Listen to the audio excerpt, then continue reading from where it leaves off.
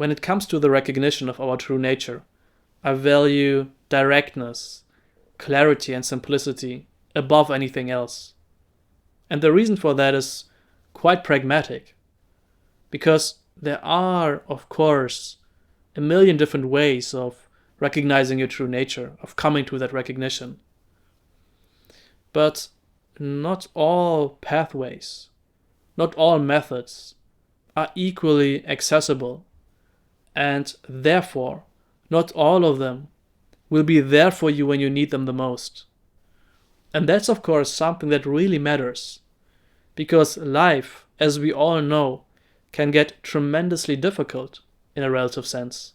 And because that's so, if my pathway of recognizing my true nature is very complicated and elaborate, how will I be able to recognize when it matters the most, when I'm really in the thick of it, when the circumstances of my life seem overwhelming?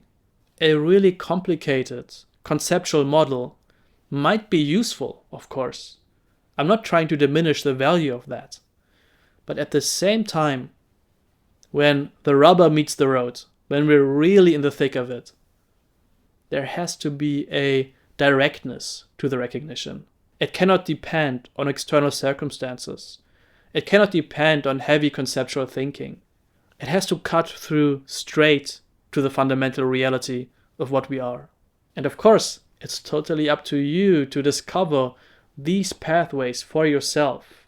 There is, of course, a certain kind of difference between individuals in terms of what's effective, even though the actual recognition is always the same experience for each and every one.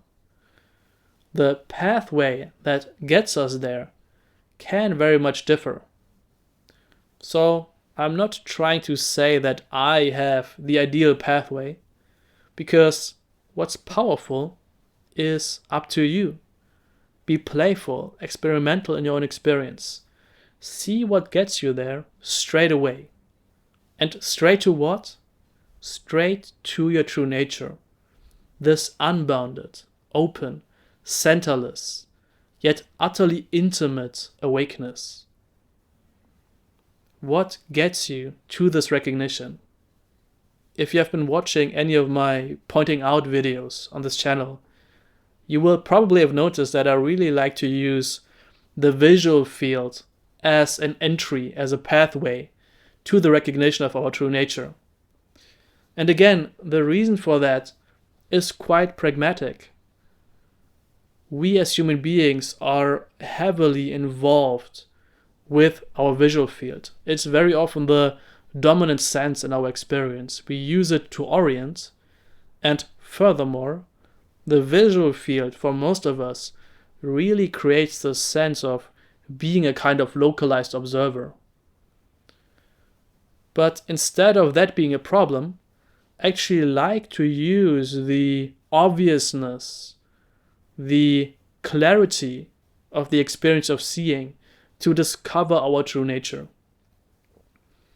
The great advantage of the visual field is that there is a certain kind of stability to it. The experience of seeing is always full and staring you in the face, we could say. You might be doubtful about many, many things, but the fact that you are seeing right now is self-evidently clear. And of course, like I said, you can use any of the sense fields. You can use sound in the same way, but sound, as you might notice, has the property of being very impermanent, of coming and going.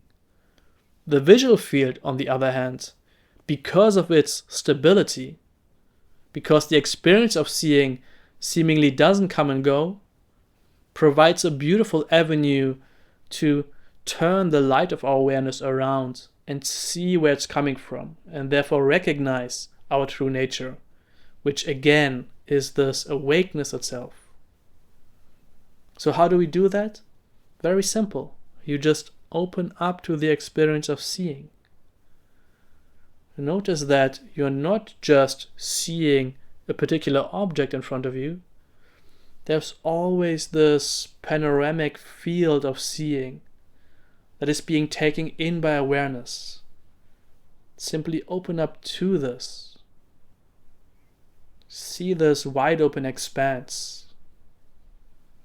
You're very familiar with this kind of looking, of course.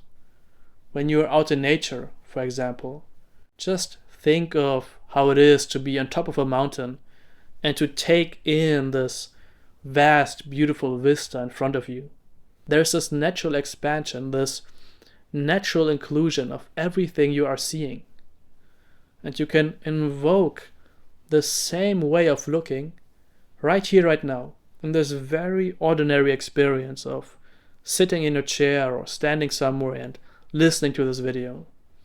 Just tap into this opening and see that the visual field is included in your awareness effortlessly. See how the visual field, the experience of seeing, testifies to the presence of awareness. Each moment of seeing is only possible because awareness is here.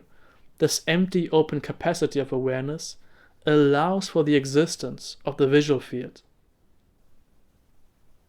And that is the case now. It is the case a minute from now. And it was the case 10 minutes ago. See how that doesn't change. Seeing is always here. And immediately, because that is so, we can recognize that awareness is always here. So the permanence of the visual field reveals the permanence of awareness to us. And notice something very interesting.